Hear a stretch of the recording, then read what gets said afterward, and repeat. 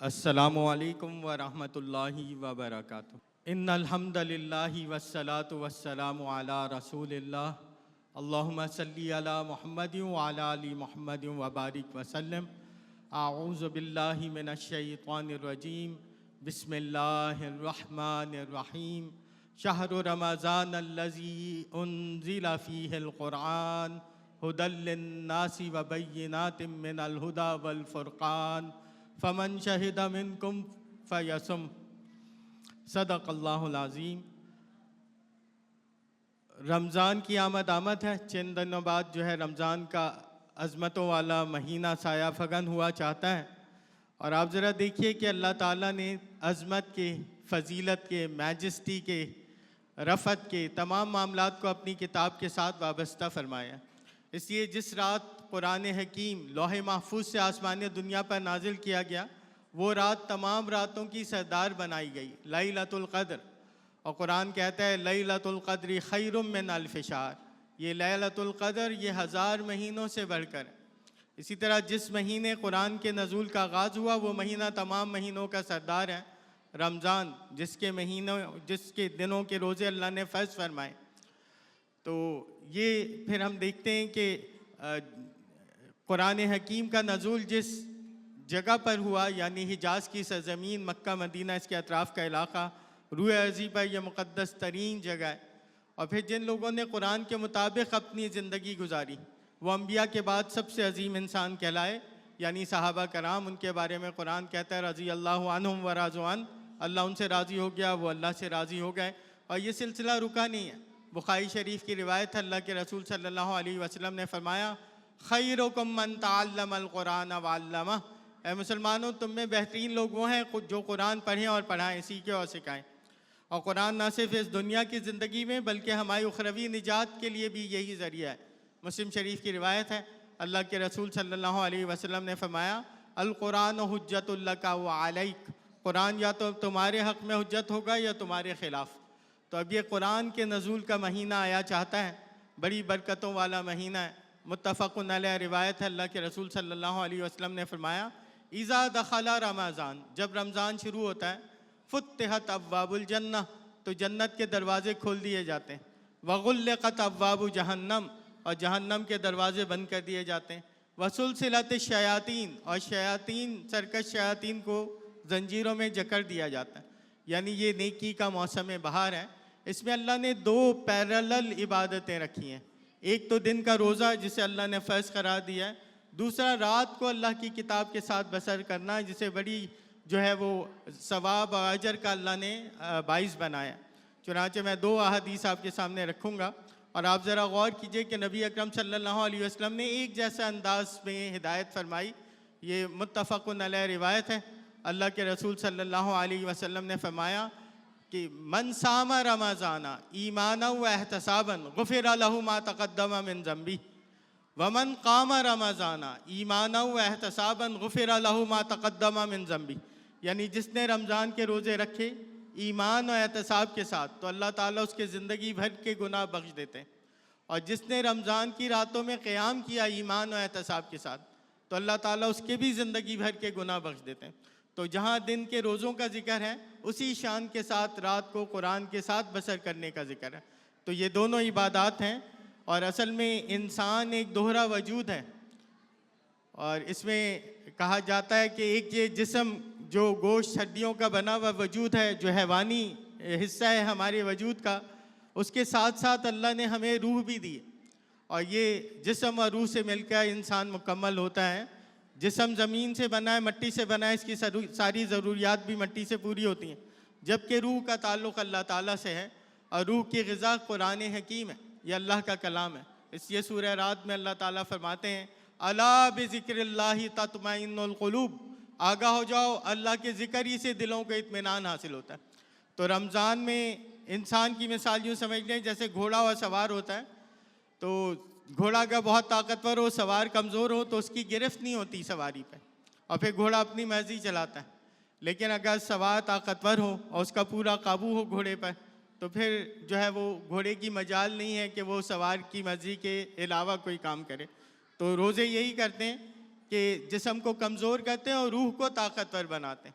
और रूह की ग़िज़ा ख़ुसूसन कुरान की सूरत में रात को जो है वो जब हम कुरान सुनते हैं तरावी में और कुरान को समझते हैं तो उससे रूह कवी हो जाती है और उसकी गिरफ्त जो है वो जिस्म पर पूरी तरह हो जाती है। तो अल्लाह ताला हमें इसकी तौफ़ीक़ अता फ़रमाए कि हम इस रमज़ान को जहाँ दिन के रोज़ों का एहतमाम करें वहीं रात को कुरान के साथ बसर करने का एहतमाम करें। कुरान को बग़ैर समझे पढ़ने का भी अजर व सवाब है। जामे तिरमिज़ी की रिवायत है कि कुरान के हर हर्फ पर 10 नेकियां मिलती हैं। और लेकिन कुरान को समझ कर पढ़ना ये ज़िंदगियां बदल देता है। उससे फिर अंदाज़ा होता है दुनिया कितनी हक़ीर है और इसकी नेमतें कितनी आर्जी हैं और इम्तहानन है, और आखिरत कितनी कीमती है और आखिरत की नेमतें कितनी अजीम है, हमेशा रहने वाली। तो इंसान को एहसास होता है कि उसे अपनी ज़िंदगी का रुख आखिरत की कामयाबी की तरफ करना चाहिए। अल्हम्दुलिल्लाह इस साल भी बकिया सालों की तरह यहाँ कुरान एकेडमी में जहाँ आप बैठे हैं यहीं दौरा तर्जुमा कुरान होगा और महज 29 नाइट्स में और तकरीबन 3 से 3.5 घंटे रोज़ाना अगर दिए जाएं तो पूरे कुरान का तर्जुमा और तफसीर से गुज़रना मुमकिन है। वैसे तो हम आज से भी कुरान का तर्जुमा पढ़ना शुरू करें, रोज़ाना एक रुकू भी पढ़ें तो तकरीबन 1.5-2 साल लग जाते हैं, लेकिन ये रमज़ान की बरकत है कि सिर्फ 29 नाइट्स में एक दफ़ा पूरा कुरान सुनने का मौका मिलता है मुदर्रिस से। फिर मुदर्रिस उस कुरान का तर्जुमा करता है, फिर उसकी तफसीर करता है, तो 3 दफ़ा कुरान से ताल्लुक़ हो गया। फिर वही आयात जो है तरावी में पढ़ी जाती हैं तो दूसरी मरतबा कुरान सुनने का मौका होता है। तो इस तरह महज 3.5 घंटे 3 से 3.5 घंटे में जो है अगर हम 29 नाइट्स के लिए ये वक्त लगाएं तो पूरे कुरान से गुज़रना मुमकिन है। और यहाँ कुरान एकेडमी में ख़वातीन का भी एहतमाम होता है, बच्चों का भी एहतमाम होता है। ये बच्चे जो आपके सामने हैं ये भी यहाँ तरावी पढ़ाएंगे। तो पिछले साल तकरीबन 13 जमातें यहाँ हुई थी। इन्होंने अपने मदरसे में बच्चों की जमात की, फिर एक नीचे तरावी होती है जो अमूमी लिहाज से उसमें सवा पारा रोज़ाना पढ़ा जाता है, 27वीं को ख़त्म हो जाता है, तकरीबन सवा घंटे 1.5 घंटे की तरावी। और यहाँ ऊपर फिर ज़रा तर्जुमे और तफसीर के साथ तरावी होती है।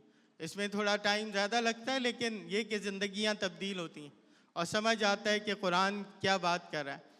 जैसे अगर हम गॉगल्स लगा लें, ब्लू गॉगल्स लगा लें तो सब कुछ ब्लू नज़र आएगा, ग्रीन गॉगल्स पहन लें तो सब कुछ ग्रीन नज़र आएगा, लेकिन जब कुरान पढ़ लिया जाता है तो कुरान और सुन्नत के स्पेक्टिकल्स हासिल हो जाते हैं। फिर ज़िंदगी वैसे नज़र आती है जैसे अल्लाह दिखाना चाहते हैं। कोई हादसा होता है, नुकसान होता है तो फ़ौरन जहन में आता है ये भी इम्तहान है, ये सब आर्जी है। कोई खैर मिलता है, कोई नेमत हासिल होती है तो एहसास होता है कि अल्लाह का फ़ज़ल है, उसकी देन है और ये शुक्र का इम्तहान है। तो मैं आपसे इस्तदा करूँगा कि इस दफ़ा इस रमज़ान में दिन के रोज़ों के साथ रात में ऐसी जगह जो है वो तरावी पढ़ने का एहतमाम फरमाए जहाँ तर्जुमा और तफसीर के साथ जो है दौरा तर्जुमा कुरान किया जा रहा हो। अपनी पूरी फैमिली के साथ आइए, इंशाअल्लाह ये 3 घंटों का पता नहीं चलता। और यहाँ तो माशाअल्लाह 1000 से ऊपर जो है तादाद होती है नमाजियों की जो इस महफ़िल में शरीक होते हैं। अब मैं चाहता हूँ थोड़ा सा हम अपने मदरसे का भी जो है आपको बता दें। बच्चों पर सुबह से फिर शाम तक मेहनत होती है। 8 बजे बच्चे स्कूल में आ जाते हैं वैन से, फिर सुबह रोज़ाना असेंबली होती है। यहाँ जितनी क्लास है रोज़ाना एक क्लास की ड्यूटी होती है। एक बच्चा के स्टेज सेक्रेटरी के फ़राइज़ अंजाम देता है, वो बाकी साथियों को बुलाता है, तिलावत से असेंबली का आगाज़ होता है, फिर उसमें हम्द या नात पढ़ी जाती है, इसी तरह दुआएं दोहराई जाती हैं, अहादीस पढ़ाई जाती हैं, कोई तकरीर का मौका आता है। तो ये सारे बच्चे इस तरह ट्रेन होते हैं रोज़ाना।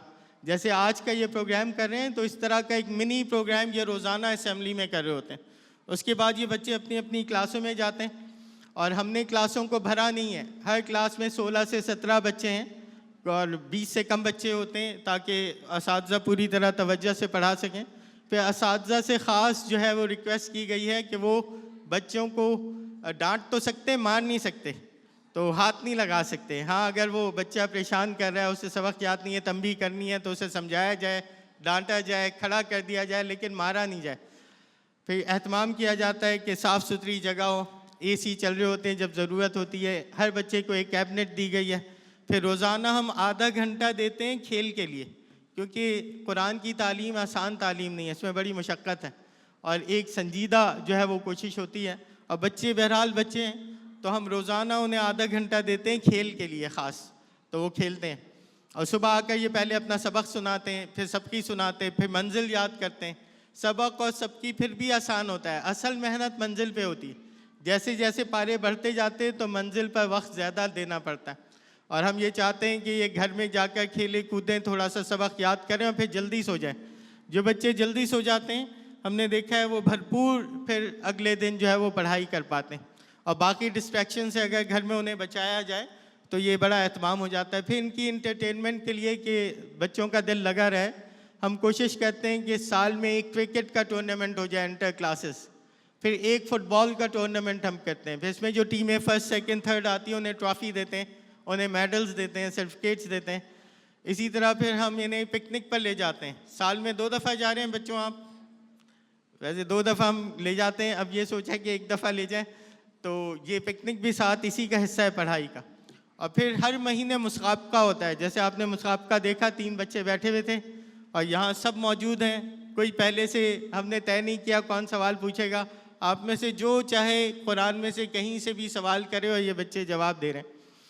फिर हम ये कहते हैं जब एक दफ़ा हिफ्ज़ मुकम्मल हो जाता है तो एक गिरदान का एक मुश्किल मरहला होता है, उसमें हम उन बच्चों की क्लास बिल्कुल अलहदा कर देते हैं। उनके साथ जो है वो टीचर मेहनत करते हैं, पुराने सारे उनके पारे सुने जाते हैं। तो 3-3 पारे रोज़ाना, इस तरह 10 दिन में कुरान मुकम्मल हो जाता है। फिर 5-5 पारे रोज़ाना, और उसके बाद फिर हम 10-10 पारे रोज़ाना सुनते हैं, फिर 15-15 पारे, फिर एक दिन में पूरा कुरान। तो फजर में बच्चे आ जाते हैं और फिर इशा तक जो है पूरा कुरान एक दिन में सुनाते हैं। उसके बाद फिर ये कैफियत होती है कि ये कहीं से भी आप पूछते हैं तो उन्हें कोई झिझक नहीं है और कोई डर खौफ नहीं है, क्योंकि बहुत मजबूत कुरान है।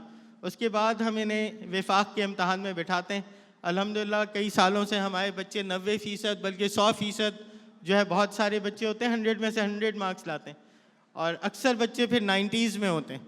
तो मार्क्स की इतनी अहमियत नहीं है, हम ये चाहते हैं कि बच्चे यहाँ से कुरान पढ़ कर जाएँ और कुरान से मोहब्बत करते रहें। अभी ये कुरान उनकी ज़िंदगी का मुस्तकिल हिस्सा हो और वो ख़ुद भी कुरान पढ़ें, कुरान को समझें, कुरान पर अमल करें और चहार दांगे आलम में इस पैगाम को जो अल्लाह का आखिरी और मुकम्मल हिदायत नाम है उसे फैलाने का ज़रिया बने। तो इसके लिए हम फिर हफ्ते में 2 क्लासेस करते हैं जिसमें हम कुरान का तर्जुमा भी इन्हें पढ़ाते हैं।